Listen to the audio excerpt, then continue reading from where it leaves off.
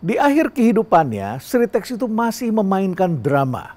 Mungkin karena mereka berpikir bahwa mereka masih bisa melanjutkan lagi bisnisnya di kemudian hari. Dramanya sudah kita saksikan ketika melakukan pelepasan karyawan dan mereka berpelukan menangis-nangis satu dengan lainnya. Dramatize personal branding. Ini sekarang marak dilakukan di mana-mana. Lalu kemudian bagaimana yang non-dramatize? Karena sekarang ini kita hidup dalam era personal branding. Sekarang yang tertarik dengan personal branding bukan saja tokoh-tokoh seperti bupati, gubernur, wali kota, dan lain sebagainya, tetapi juga tokoh-tokoh muda, anak-anak muda mulai memikirkan personal branding. Bahkan hari ini kita mencari nama saja untuk memilih CEO atau eksekutif untuk naik pangkat itu juga susah karena tidak banyak orang yang dikenal. Padahal dulu kita kenal betul tuh siapa CEO-CEO yang terkemuka karena dulu eranya media massa. Jadi karir mereka, sejarah hidup mereka, dramanya muncul di media, di majalah lah. Kalau dulu barangkali yang dibaca para eksekutif misalnya majalah Warta Ekonomi, majalah SWA, majalah eksekutif dan lain sebagainya. Tapi kan era itu sekarang sudah tidak seperti dulu lagi. Hari ini kita menyaksikan drama itu pindah ke sosial media. Maka tokoh-tokoh yang kita kenal hari ini bukan lagi mendiang Roby Johan, tetapi adalah KDM misalnya dengan totopong putihnya. Berbagai kamera, berbagai pekerjaan, tentu hasil kerja juga berpengaruh. Drama-drama itu menghasilkan hasil yang luar biasa. Itulah setidaknya hasil survei yang baru saja diumumkan bahwa KDM ternyata berhasil mengumpulkan tingkat kepuasan yang tertinggi di antara para gubernur di Pulau Jawa. Hasilnya ternyata tidak main-main. Ini bisa tampak dari hasil survei yang baru saja dikeluarkan oleh Indikator Politik Indonesia pimpinan Profesor Burhanuddin Muhtadi. Dia mengatakan bahwa di Pulau Jawa hasil surveinya menunjukkan tingkat kepuasan tertinggi ada di tangan Deddy Mulyadi. Angkanya 94,7%. Tinggi sekali ya. Ini adalah tingkat kepuasan di antara para gubernur di Pulau Jawa. Lalu diikuti oleh Gubernur Yogyakarta, Sri Sultan, yang memperoleh 83,8%.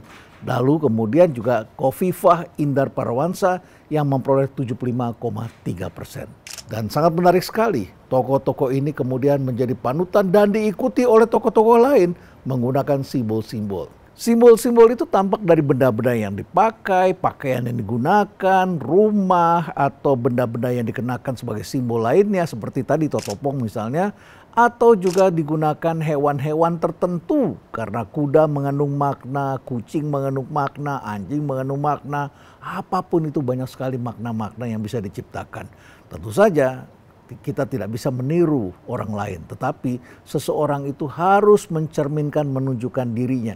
Itu hanya merupakan salah satu cara saja untuk supaya mereka terlihat stand out, berbeda dari yang lain. Seperti apa sih kira-kira? Dan menarik sekali apa yang dilakukan oleh tokoh-tokoh ini kemudian mereka menjadi panutan dan diikuti oleh tokoh-tokoh yang lain. Yang lain juga tidak mau kalah, juga meng-hire ex-wartawan yang bisa merekam, yang bisa mengaudit video, ada videografernya dan jumlahnya tidak sedikit. Lalu kemudian kita menyaksikan ini simbol-simbol digunakan. Simbolnya apa saja sih? Kan macam-macam sudah kita lihat dalam sejarah politik Indonesia. Misalnya saja ada yang menggunakan jaket bomber, ada yang menggunakan peci hitam ala Bung Karno, kacamata hitamnya juga diikuti. Ada yang bergaya seperti ulama besar menggunakan jubah putih, seragam militer, dan lain sebagainya. Tapi juga menggunakan hewan, ada yang menggunakan kucing, ada yang menggunakan anjing, ada yang menggunakan kuda, dan lain sebagainya. Pokoknya ini semua bisa digunakan sebagai simbol. Juga narasinya sangat beragam. Ada yang mengatakan saya adalah bagian dari rakyat kecil. Juga ada yang menggunakan narasi seperti ala Gus Dur, yaitu menggunakan humor untuk memecahkan ketegangan dalam situasi politik yang memang sangat berat pada masa itu. Lalu ini tidak cukup, tempat itu juga menjadi simbol. Apakah itu pasar tradisional, kemudian juga tepi sungai, rumah yang hampir ambruk, daerah yang mau digusur, lalu kemudian juga ada yang memberikan bantuan-bantuan dan ada yang berkunjung ke pesantren atau rumah-rumah ibadah. Itu semua adalah simbol untuk membangun personal brand. Lalu hari ini kita menyaksikan ini tidak terbatas hanya pada tokoh-tokoh politik, tetapi juga di perusahaan-perusahaan besar. Hari ini corporate communications di berbagai perusahaan pun tengah disibukkan untuk membangun personal branding atasan-atasan mereka.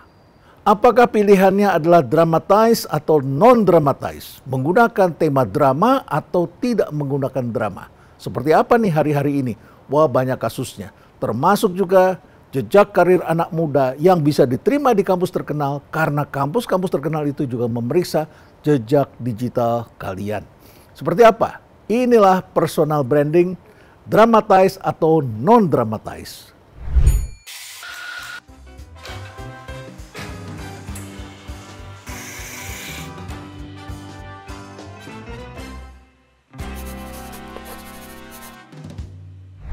Baiklah, personal branding ini memang sangat luas dan kita menyaksikan bagaimana KDM juga menggunakan totopong berwarna putih, kadang dia naik kuda, tapi dia menggunakan energinya juga yang besar itu untuk membersihkan kali di Bekasi yang mungkin juga tidak bisa diatasi oleh orang sekelas kepala dinas atau wali kota barangkali ya. Ternyata Deddy Mulyadi ini juga mendapatkan banyak sekali pembicaraan, orang di luar provinsi juga mendiskusikannya. Bahkan juga mulai ada yang membaca drama-drama yang diciptakannya. Seperti apa sih drama-drama yang dipakai oleh para tokoh? Mari kita ulas ya. Dan tentu saja kita perlu melihatnya dari kacamata yang objektif.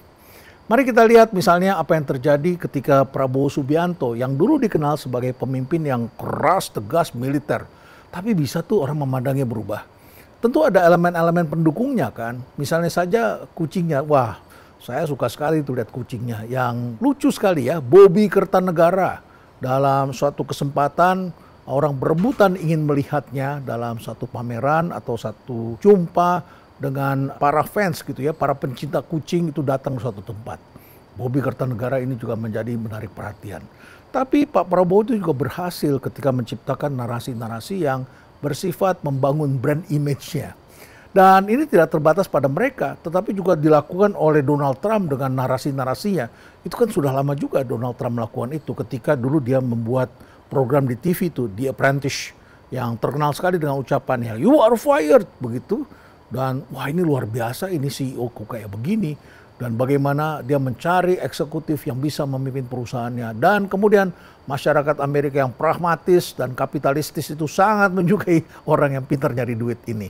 Dan ketika dia gagal di term pertama, selesai, tidak terpilih lagi, tapi dia bisa balik lagi karena dia membangun personal brand-nya. Pertanyaan berikutnya adalah, kemana para expert, para senior? Kita tidak lagi menemukan dokter-dokter senior yang menjelaskan tentang penyakit A, penyakit B, dan diikuti oleh masyarakat.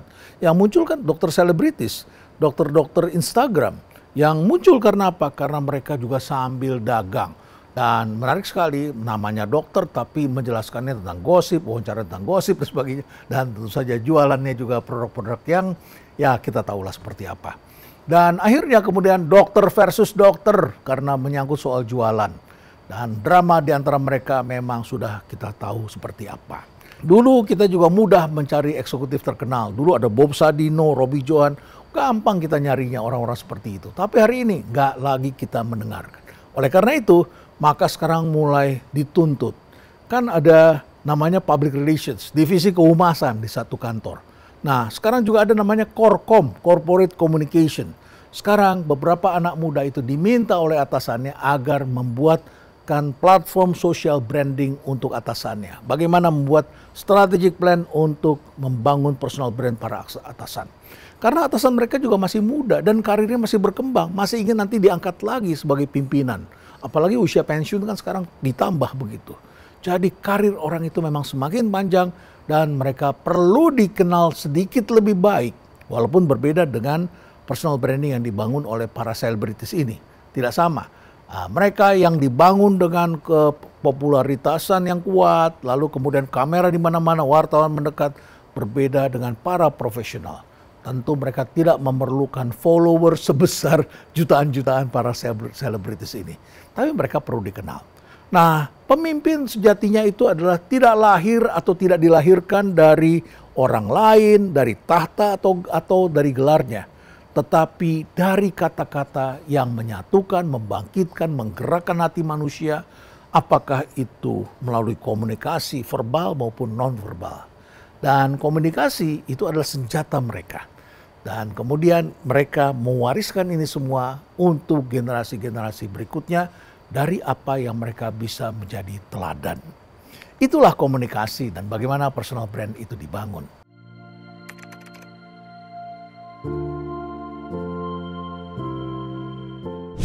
Lantas pertanyaannya, mengapa personal branding ini marak di antara anak-anak muda dan sekarang mulai diikuti oleh orang-orang tua?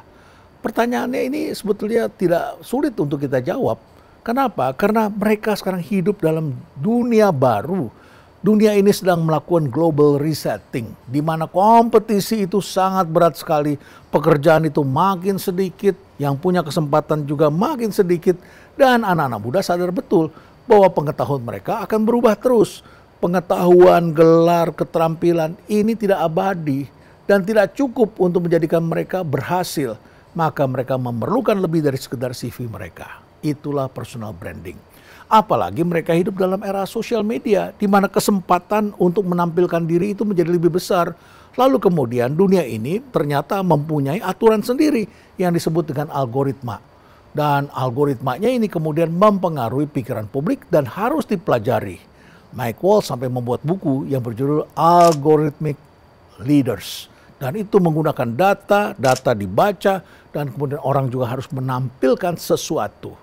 Nah, ini menjadi sangat penting sekali karena anak-anak muda ini sekarang mulai sadar branding.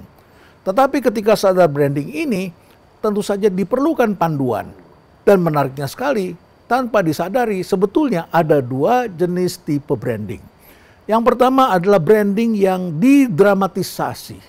Dan titik ekstrim lainnya adalah yang non-dramatized, yang tidak didramatisasi.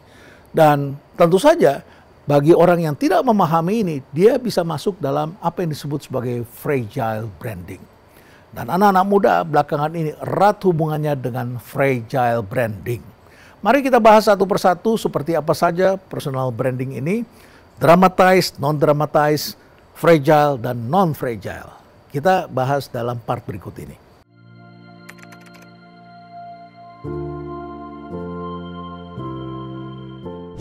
Kita lihat dulu bagaimana anak-anak muda ini sekarang terlibat dalam pembuatan konten di sosial media yang tujuan awalnya adalah untuk menaikkan branding mereka. Persepsi orang terhadap mereka, dapat bisnis, dapat kepercayaan, dapat penerimaan, dan kemudian karir mereka bisa berkembang. Tapi dalam kenyataannya kan tidak selalu demikian. Mari kita lihat kasus-kasus yang fragile. Fragile itu bisa terjadi karena kita melakukan posting, reposting, menyebarkan dari apa yang kita dapat dari orang lain, atau karena orang lain menulis tentang kita, memotret tentang hidup kita. Kita lihat misalnya ketika ada seorang anak muda, sudah bagus bekerja di Pertamina, karirnya bagus. Ketika dia berhenti di pinggir jalan, dia agak egois. Ada mobil di belakangnya, tidak dikasih tempat bagaimana ini parkirnya lebih baik, yang di belakang bisa lewat. Lalu yang di belakang protes, dan kemudian mereka membawa kamera. Direkamlah orang itu. Orang itu marah, dan kemudian akhirnya meludah, dan kemudian diviralkan. Akibatnya mendapat perhatian dari perusahaan. Masyarakat juga komplain. Dan bagaimana karir anak muda ini? Kasihan sekali ya. Tapi ini tidak terbatas hanya pada orang yang tidak dikenal seperti anak muda tadi. Juga terjadi pada tokoh-tokoh besar seperti Rahel V-nya misalnya. Ya, saya tidak perlu ceritakan lagi. Kan sudah banyak followersnya. Tapi ketika masyarakat kemudian membaca, dia tidak masuk dalam karantina semasa COVID. Ceritanya barangkali bisa dicari sendiri. Juga sama dengan anak muda lainnya yang followersnya banyak, sering kasih makanan berjiwa sosial katanya begitu ya. Ini fake atau asli saya tidak tahu. Tetapi suatu ketika kan membuat rendang di Palembang dan membuat orang Palembang marah karena diangkat cerita bahwa ludes dan seakan-akan masyarakat sana begitu rakus, begitu serakah. Dan itu adalah sesuatu yang kemudian menimbulkan amarah publik ya. Dan sama sajalah dengan orang-orang yang sering memberikan rating padahal tidak punya keahlian tertentu. Atau mempunyai konten YouTube, follower banyak, wah senang sekali ya. Karena ada orang yang sekarang merasa dirinya sangat berharga, populer, menjadi expert karena followersnya banyak. Lalu kemudian dengan beraninya menghina, kata-katain, bahkan dengan kata-kata yang waduh. Itu menurut saya sih perlu belajar lagi dalam bernarasi. Dan itu adalah pansos ya, semacam pansos supaya followers di sini, supaya orang sini membalas. Tapi kan akhirnya ini jadi naik. engagement jadi naik dan kemudian mereka bisa jualan seperti itu. Ini teknik-teknik juga yang dilakukan, tapi sekali lagi ini adalah fragile karena hatinya berbicara lain. Nah, kemudian kita juga lihat lagi misalnya brand terkenal, Erspo, juga kan pernah dapat kepercayaan membuat jersey timnas. Bagus, tetapi dikritik oleh orang-orang sekelas Sintayong. Wah, rame. Lalu kemudian ada coach lain yang juga mengatakan sesuatu di sana. Tapi baru bangun tidur tuh kayaknya desainernya komplain, desainernya bukan pemilik mereknya. Menulis di X dan kemudian akhirnya jadi viral karena apa? Dia mengatakan sesuatu yang bertentangan dengan yang diinginkan oleh masyarakat. Dan akhirnya kemudian terjadilah krisis. Personal branding yang agak fragile seperti ini memang memerlukan crisis management. Oleh karena itulah seringkali kemudian timbul masalah hukum, orang memerlukan bantuan pihak ketiga yang kredibel begitu untuk bisa membantu. Kalau tidak, ini akan terpuruk, semakin terpuruk, semakin terpuruk. Bahkan juga kan dokter berhadapan dengan dokter, yang bingung masyarakat. Karena dokter ini kan dipercaya expert, tetapi ini dokter selebritis. Dokter saling bersaing, tetapi mereka juga sambil berdagang, jualan produk-produk kosmetik dan lain sebagainya.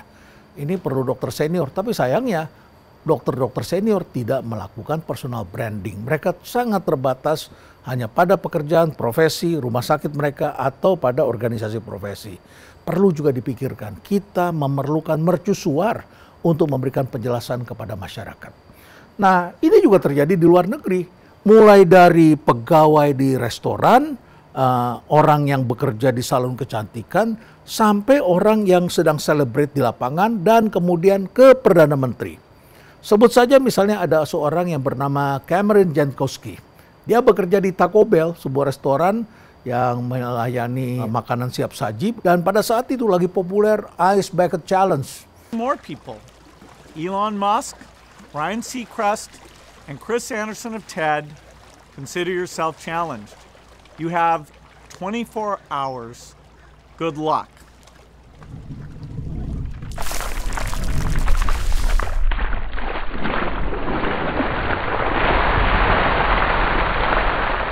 Setelah itu ada lagi hashtag namanya Peace Olympics. Ya, mereka kemudian melakukan campaign begitu karena ada olimpiade, mengencingi apa saja yang mereka anggap bisa menjadi viral. Nah, salah satunya dilakukan oleh Jankowski ini yang bekerja di Taco Bell. Dia membeli satu paket makanan namanya Nachos Bel Grande. Dia beli itu, dia pipisin, dia kemudian dia viralkan. Orang marah karena kamu kerja di situ, kamu pipisin. Apa itu yang kamu lakukan sebelum kamu berikan kepada konsumen? Akhirnya dia diberhentikan, akhirnya karirnya habis, tidak bisa kerja di mana-mana. Sama juga dengan Holly Jones yang bekerja di salon kecantikan, dia malam hari dengan teman-temannya pergi ke sebuah bar, lalu minum di sana, lihat tagihan $700, protes. Kemudian datang ke kasir, kasirnya pingsan, lalu dia bikin itu, males deh minum di bar itu. Mana kita bayarnya mahal, lalu kemudian kita berhadapan dengan mayat. Dia bilang mayat, seakan-akan orang yang sudah meninggal. Ternyata orang itu kena serangan jantung dan kemudian dirawat di rumah sakit dan masih hidup. Lalu kemudian Holly Jones, pelaku ini kemudian diberikan hujatan oleh masyarakat dan akhirnya diberhentikan dan akhirnya kemudian tidak bisa mencari kerja lagi. Sama halnya dengan seorang yang merayakan malam Halloween menggunakan kaos yang pada saat itu lagi ramai di Boston. Ini dilakukan oleh Alicia Ann Lynch, umurnya masih 22 tahun. Pada saat terjadi kampanye melawan terorisme, tiba-tiba di kota Boston ada bom. Dan korbannya banyak sekali. Ini korbannya adalah peserta lari maraton. Alicia di dalam malam Halloween menggunakan kostum kaos ada tulisan korban maraton bom di kota Boston. Dia justru dihujat, bahkan dia kehilangan pekerjaan. Ini belum seberapa dibandingkan dengan apa yang terjadi dengan Nicole Carter. Nicole Carter ini adalah orang yang dari kecil bercita-cita menjadi artis. Sampai suatu ketika dapat kesempatan terpilih jadi figuran untuk memainkan drama musikal yang sangat terkenal, Glee. Nah, diundang makan malam oleh produsernya bersama figuran lain. Diceritakanlah ceritanya begini-begini.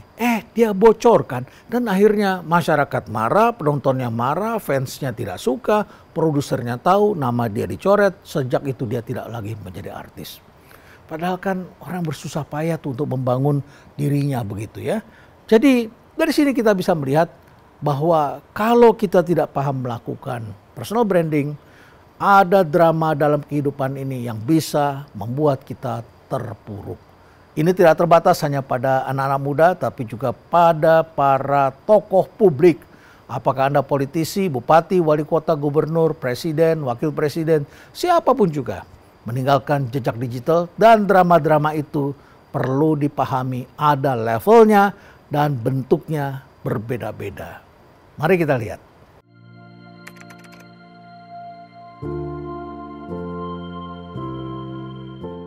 Baiklah, sekarang mari kita lihat drama. Drama ini telah menjadi bagian dari kehidupan, menjadi tontonan yang menarik. Semua orang senang melihat drama. Drama itu seperti sayuran yang tentu saja ada garam, ada lada dan sebagainya. Tanpa itu tidak ada rasa. Drama itu membuat orang menarik perhatian, ingin menonton, bahkan nontonnya itu sambil membuka mulut. Kok begitu? Kemudian membincangkannya, mendiskusikannya. Akhirnya kemudian ini menjawab tantangan sosial media. Karena sosial media itu memicu efek reaktif komunikasi. Mana orang ingin segera memberikan komentar, memotret, melakukan sharing, ya, memberikan love, like, dan sebagainya. Jadi ada engagementnya di dalamnya. Tetapi di dalam membuat konten, para tokoh yang sedang membangun personal branding bisa membedakan ada personal branding yang dramatized, didramatisasi, dan non-dramatized. Tapi drama ini memang penting dalam kehidupan, harus diakui. Di dalam melakukan ini, seringkali orang terperangkap terlalu dramatisasi. Dan drama itu adalah suatu narasi atau pendekatan emosi dari visualnya yang bersifat menggugah, menunjukkan perjuangan, transformasi, fakta yang dilebih-lebihkan, bahkan ada konflik. Mereka bahkan sekarang tidak takut terhadap konflik, karena konflik merupakan bagian dari drama yang juga menarik perhatian. Nah, dampaknya apa? Dampak positif dan negatif. Dampak positifnya adalah ini bisa membangun koneksi emosional dengan audiens. Lalu kemudian mempunyai potensi untuk viral yang sangat tinggi. Dan mereka sangat membutuhkan itu. Meningkatkan engagement, kemudian juga loyalitas bagi pengikutnya. Karena pengikut ini lama-lama kan bisa hanyut di dalam hal-hal seperti itu. Dan tentu saja ini cocok untuk membangun ikon atau figur yang menginspirasi.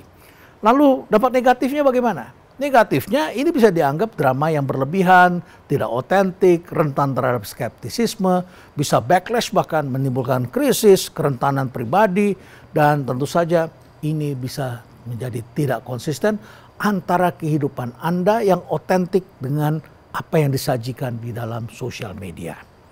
Nah, bagaimana yang non-dramatisasi? Yang non-dramatisasi itu ini bagus dipakai oleh para eksekutif, profesional, akademisi, kemudian juga oleh para tokoh-tokoh yang sudah senior yang memang perlu membangun bangsa. Karena masyarakat itu lebih percaya sebenarnya pada hal-hal yang demikian, hanya hanyut pada hal-hal yang drama begitu. Nah, kalau Anda sudah senior kan Anda sudah tidak perlu lagi seperti itu karena Anda sudah jadi. Nah, di sini diperlukan yang bersifat non-dramatisasi, yaitu menekankan pada kredibilitas, keahlian, integritas, konsistensi, tanpa narasi emosional atau yang bersifat dramatik. Dampak positif negatifnya juga ada. Positifnya apa? Terlihat profesional, kredibel, stabil, tak tergantung pada dinamika mood publik, cocok untuk bangun trust dalam jangka panjang. Tapi negatifnya bisa terkesan penampilan kaku, terlalu serius, orang bosen juga bisa, engagementnya lebih rendah, yang share, yang like itu rendah, kurang berhubungan bagi sebagian audiens dan tak mudah viral, ya, sehingga pertumbuhan audiensnya menjadi lambat. Dalam era sosial media, yang dominan yang lebih berhasil yang mana?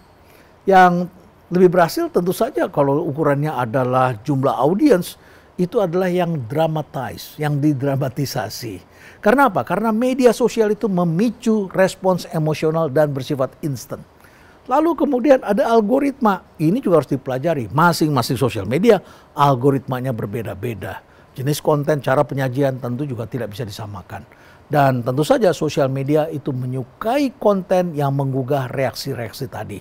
Namun dengan adanya dramatisasi, non-dramatisasi, kita tentu punya pilihan ketiga, yaitu kombinasi antara keduanya. Jadi di sini tentu harus disertai dengan apa yang disebut sebagai authentic storytelling dan professional value. Anda yang menjadi corporate communicator di perusahaan yang berada di divisi humas, ya, corporate communications, bisa menggunakan kombinasi kedua ini. Ya, tentu saja pemimpin harus menyampaikan secara profesional, tapi harus ada bumbu-bumbunya sehingga benar-benar itu bisa berpengaruh, bisa menimbulkan efek influence, the power of influence. Tantangannya tentu saja adalah kita harus menjaga keaslian, tidak terjebak dalam eksploitasi emosi. Banyak orang yang melakukan itu sehingga kemudian akhirnya dilupakan publik, bahkan dihujat seperti yang tadi sudah saya ceritakan. Tentu saja non-dramatize juga bisa memecah kebosanan karena mereka juga bisa menggunakan teknik-teknik tertentu dan bisa memperluas jangkauan tanpa harus mengorbankan substansi, tidak tertinggal dalam engagement.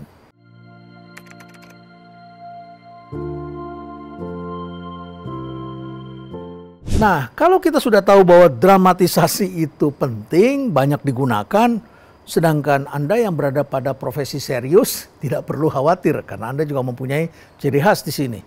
Dramatisasi itu ada levelnya. Bagi anak-anak muda ini perlu memahami, ada 5 level. Level yang pertama itu adalah yang bersifat otentik dan spontan. Kalian kan pernah lihat wali kota Surabaya, Tri Risma hari ini itu. Ya, menarik ya.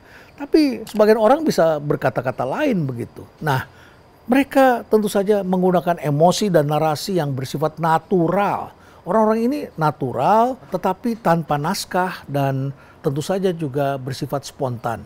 Branding itu tumbuh dari pengalaman dan apa yang dirasakan oleh orang itu secara emosional dan tidak dibuat untuk tujuan pencitraan. Tapi justru bisa membentuk citra karena ada kejujuran dan konsistensi. Itu level pertama. Level kedua ini adalah yang disebut sebagai drama yang dikurasi, dipilih dramanya. Tidak spontan, tapi jujur. Emosinya bersifat nyata, narasinya juga nyata, tapi disusun dan dipilih dengan sengaja. Dan ada tim branding yang melakukannya, ada editornya, ada videografernya, ada tim komunikasi yang bantu menata cerita dan visualnya. Lalu kemudian tetap didasarkan kisah nyata. Disampaikan dengan bahasa menarik dan sinematik. Itu adalah level 2. Level 3 ini adalah drama yang didramatisasi untuk efek emosional. Ini udah mulai nih dibuat-buat nih. Ini adalah amplified persona. Dan pengalaman nyata dijadikan narasi utama namun dibesar-besarkan, dimodifikasi untuk efek emosi dan daya tarik publik. Lalu gaya komunikasi itu mereka lebih-lebihkan. Termasuk gestur, ekspresi, dan pilihan kata, bahkan mereka rumuskan sebelum mereka mulai mengambil gambar, dan kadang memanfaatkan musik, latar, editan, dan setup tertentu. Jadi kasusnya real, misalnya saja begini ya, tentu kita masih ingat ketika ada seorang pejabat kita kehilangan putranya, itu adalah suasana yang sangat sedih. Dan itu sebenarnya sudah kejadian yang bisa kalau secara nyata dibuat secara otentik itu pasti simpati publiknya bagus sekali ya. Tapi namanya pejabat, tokoh, mereka masih ingin terpilih lagi. Mereka memerlukan event itu untuk membangun diri mereka. Padahal kita masyarakat awam itu ketika melakukan itu, kita tinggalkan itu semua karena itu adalah harta terbesar hidup kita, keluarga kita. Maka kita harus fokus secara natural melepas kepergian salah satu anggota keluarga. Tapi yang terjadi ini dibuat begitu, didramatisasi, dilebih-lebihkan, bahkan orang kemudian mulai mengunjingkan. Kok dalam suasana duka pakaiannya berwarna ini, kok tasnya begini, kok topinya begini.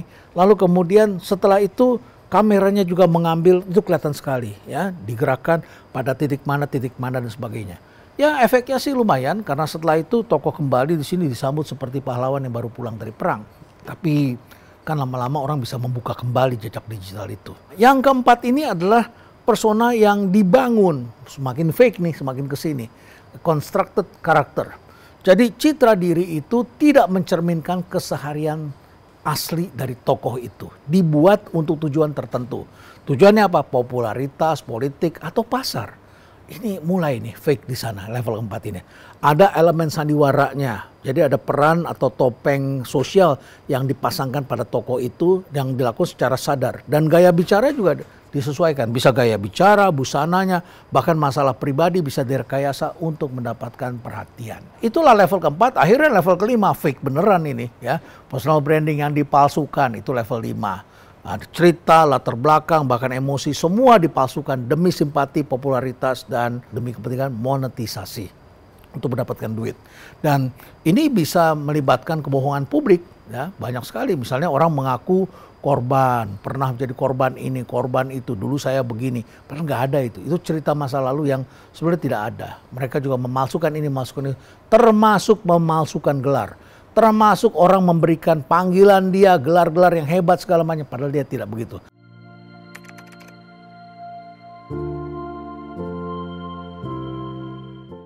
Kesimpulan yang pertama adalah branding itu bagaimanapun penting. Personal branding itu penting.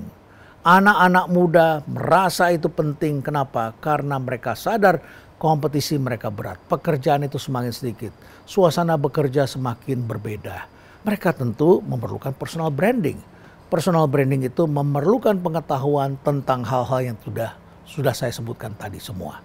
Dan tentu saja mereka tahu benar bahwa segala sesuatu ini sekarang ini memang tidak cukup hanya dengan ijazah, hanya dengan pengetahuan, hanya dengan skill yang mereka miliki. Mereka perlu terus menyesuaikan diri terhadap beragam situasi yang terjadi di depan. Namun personal branding, kalau kita tidak paham level dari drama ini, maka ini bisa menjadi sangat fragile dan berdampak pada mereka yang melakukan sesuatu yang berbeda dengan kehidupan mereka. Kemudian menjadi besar tetapi ternyata orang makin menelisik hidup kita tidak sesuai. Mereka yang senang melakukan shortcut, bahkan membeli followers, menciptakan komentar-komentar yang tidak pantas, serang sana sini, bersifat palsu, yang penting hanya viral dan cuan saja bagi mereka. Lalu kemudian mereka bermain sensasi dan perbuatan-perbuatan yang tentu saja tidak terpuji, dan tentu saja ini akhirnya akan dibuka oleh netizen. Mereka melakukan hal-hal yang bersifat melebihi batas, tidak sesuai dengan pribadi yang sebenarnya. Fragile ini akan menghadapi krisis yang sudah saya sebutkan tadi, akibatnya sangat luas, bisa saja menuai hujatan, dan ini tekanan psikologis yang kuat, kehilangan bisnis, kehilangan pekerjaan, kehilangan masa depan, seperti yang terjadi dengan Kelly Caleb. Ini seorang anak muda yang sudah diterima di Harvard, tetapi jejak digitalnya dibuka oleh Harvard sehingga akhirnya dia kemudian tidak diterima. Demikian pula kita perlu menjaga keseharian hidup kita, karena kamera hari ini sejatinya memang ada di mana-mana dan semua orang mempunyai rasa ingin tahu yang besar, dan mereka merasa penting sekali untuk menjadi yang pertama menyebarkan informasi itu. Nah, tentu saja ketika melakukan personal branding, tidak harus kita selalu menggunakan yang sangat telanjang, atau yang dikemas, atau yang dipalsukan. Kita bisa tetap melakukan sesuatu yang genuine, dibungkus sedikit boleh, diberikan warna sedikit boleh, tetapi kita harus menjaga integritas kita. Kita tetap harus menjaga kepercayaan, karena dalam hidup ini kepercayaan adalah nomor satu.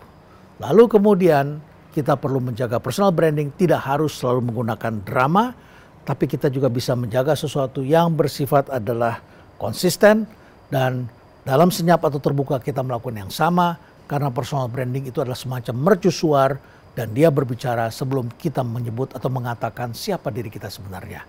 Dan tokoh-tokoh publik, orang-orang yang bekerja di perusahaan, calon CEO atau para CEO yang sudah jadi, yang karirnya masih panjang, perlu menjaga personal branding mereka. Tidak lain adalah karena mereka perlu menjaga reputasi, mendapatkan reputasi dipercaya oleh masyarakat. Saya ingin mengutip apa yang disampaikan oleh Zig Ziglar. Saya kira kita semua sudah tahu siapa itu Zig Ziglar. Zig Ziglar ini adalah penulis buku yang sangat populer. Dia pernah mengatakan bahwa jika orang suka padamu, maka mereka akan suka mendengarkan omongan-omonganmu. Sementara jika orang percaya padamu, maka mereka akan do business denganmu. Jadi pilih yang mana? Kalau do business kan bukan berarti kita selalu dapat duit begitu ya. Tapi orang mau bekerja sama-sama kita dan kemudian menempatkan kita dalam setiap kebutuhan mereka, sehingga kemudian hidup kita itu tidak sia-sia. Kalau mereka hanya mendengarkan, ya kita hanya omong-omong saja begitu. Maka jangan bangun sekedar kata-kata, tapi bangunlah kepercayaan. Gabungan antara ucapan, perbuatan, dan karya nyata, agar mereka bisa melihat sendiri apa yang engkau katakan dan ada buktinya. Stay relevant.